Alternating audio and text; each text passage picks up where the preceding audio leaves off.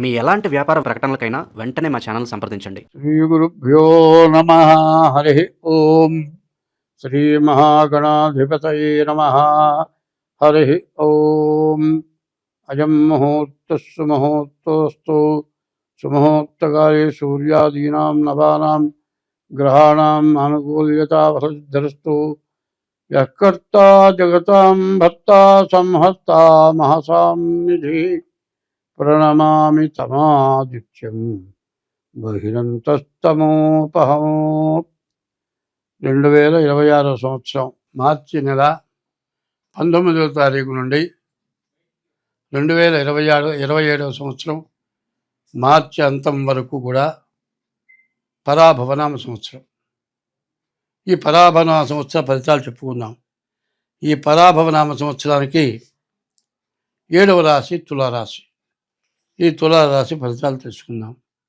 ఈ తులారాశికి వచ్చేప్పటికల్లా 5 గ్రహాలు బాగున్నాయి.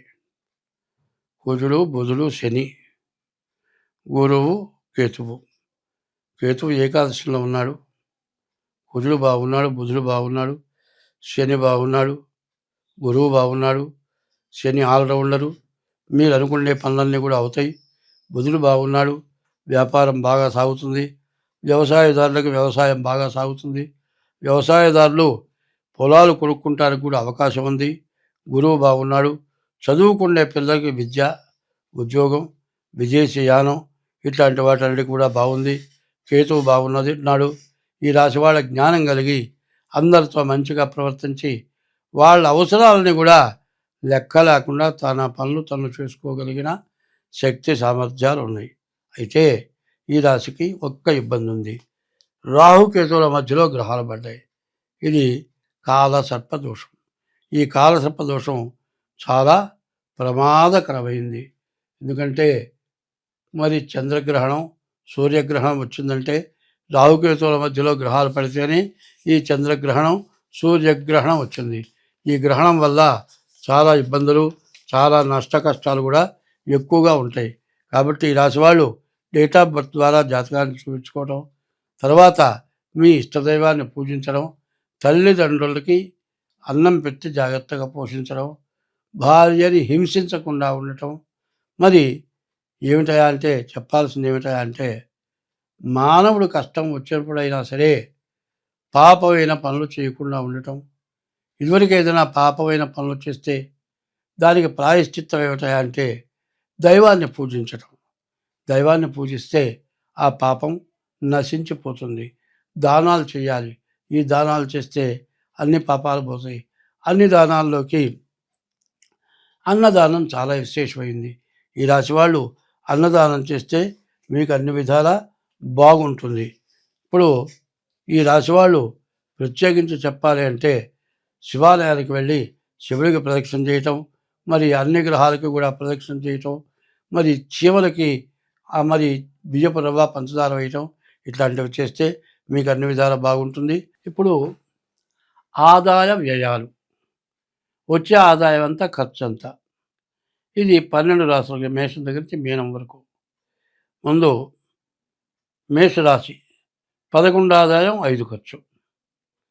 వృషభ రాశి 5 ఆదాయం 14 ఖర్చు.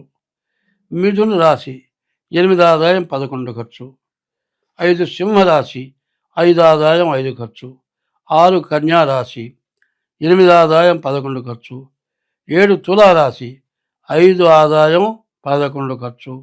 తులారాశి 5 ఆదాయం 14 ఖర్చు. వృశ్చిక రాశి 11 ఆదాయం 5 ఖర్చు. ధనస్సు రాశి 14 ఆదాయం 11 ఖర్చు. మకర రాశి 2 ఆదాయం 8 ఖర్చు. మరి 11 కుంభరాశి 2 ఆదాయం 8 ఖర్చు. 12 మీన రాశి 14 ఆదాయం 11 ఖర్చు. ఈ ఆదాయ వ్యయాలు ఉన్నాయి. తర్వాత ఈ మేషం దగ్గర నుంచి మీనం వరకు ఈ 12 రాశుల వాళ్ళు ఎవరు మంచిగా పూజింపబడతారు, ఎవరు ద్వేషం చేత వంచింపబడతారు. ఇది రాజపూజ్యం, రాజ అవమానం అంటారు. గొప్పవాళ్ళ చేత పూజింపబడతాం, గొప్పవాళ్ళ చేత అవమానింపబడటం. ఎట్లా ఉన్నదో చూద్దాం. మేషరాశికి రాజపూజ్యం 11, రాజావమానం 5, వృషభ రాశికి రాజపూజ్యం 5, రాజావమానం 14. మిథున రాశికి రాజపూజ్యం 8, రాజావమానం 11. కర్కాటక రాశికి రాజపూజ్యం 2, రాజావమానం 11. 5 సింహరాశికి రాజపూజ్యం 5, రాజావమానం 5. 6 కన్యారాశికి 8 రాజపూజ్యం, 11 రాజావమానం. 7 తులారాశికి 5 రాజపూజ్యం, 14 రాజావమానం. 8 వృశ్చిక రాశికి 11 రాజపూజ్యం, మరి 5 రాజావమానం. ధనస్సు రాశికి 14 రాజపూజ్యం, 11 రాజావమానం.